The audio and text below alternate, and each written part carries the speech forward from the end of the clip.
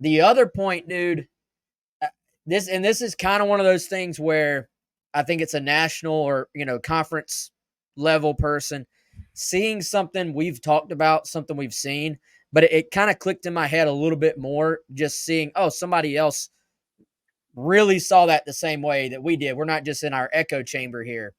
But Cole, who is a in the trenches guy, O-line guy, Yep. dude, he had major praise for our guy not in the trenches, our guy Vicari Swain. And he's like, man, this kid flashed. And, basically was saying at various points, he looked like one of the best players on the field. And it really got me thinking. So you bring this thing forward to this weekend, and this is what you love about football. Everything about this matchup is different than the matchup last week in terms of strengths and weaknesses. It is completely different. And LSU lost 2 receivers to the first round of the NFL draft. They lost quarterback to the first round of the NFL draft. And yet they still have a quarterback in Garrett Nussmeier who has thrown 8 touchdowns in 2 games, which actually leads the country in touchdown passes. So they've got some receivers, man. They've been banged up on offense. They lost their starting running back for the season, ACL, and they've had to lean on the passing game. And because they have this big, just amazing offensive line, frankly, like they're very good up front.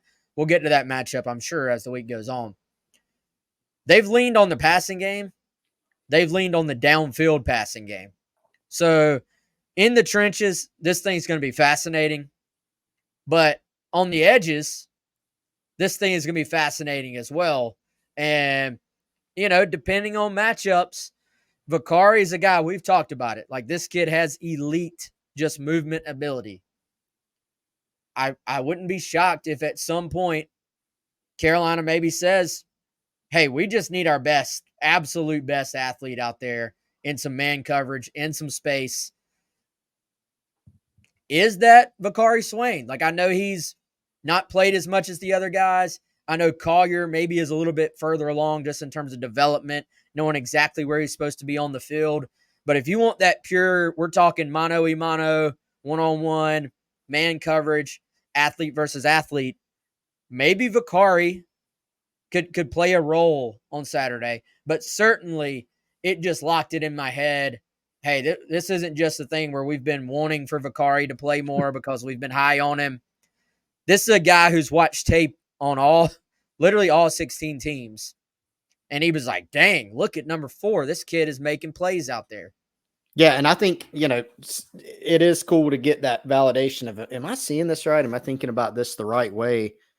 I mentioned, Wes, I think yesterday, and I mentioned on the radio this morning on the game, there's even the plays where Vicari just almost makes a play, where he's diving for an interception on a ball that looks like nowhere near him. You're like, where did he even come from? Athletically, he's just different. And those are the types of guys you want on the field. We talk about Dylan Stewart. Athletically, he's different. He's advanced. He's advanced athletically. He's advanced technically. And I think it illustrates to us that there's progressions of players. Dylan Stewart's made an immediate impact, which I think we expected, but he's frankly gone well above and beyond what probably any of us thought. And other guys, it takes a little bit longer, right? Like Swain didn't do much last season, right? He redshirted.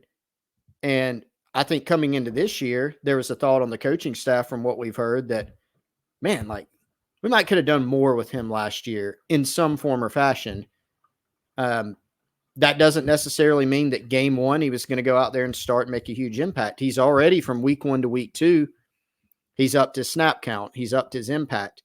It could be that in game 3, after the LSU game, we might be saying, hey, Vicari Swain played 40 snaps, 50 snaps. Maybe he plays 30-somethings. I think he played 33 against Kentucky West. But the point is, he can progress as a player.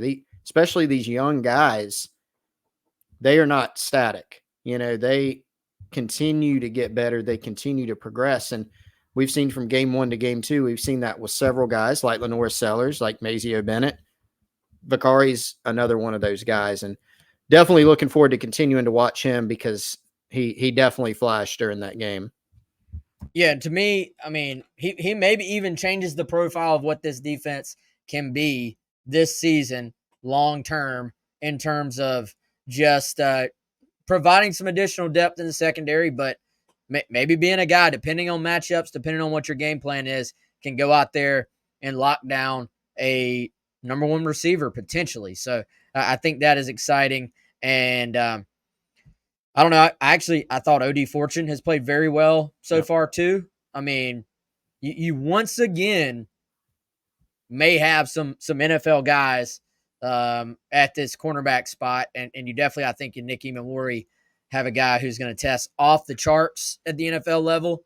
When they do the combine stuff, and clearly is making plays from his safety spot as well. So, lots to like about all three levels of this defense for South Carolina.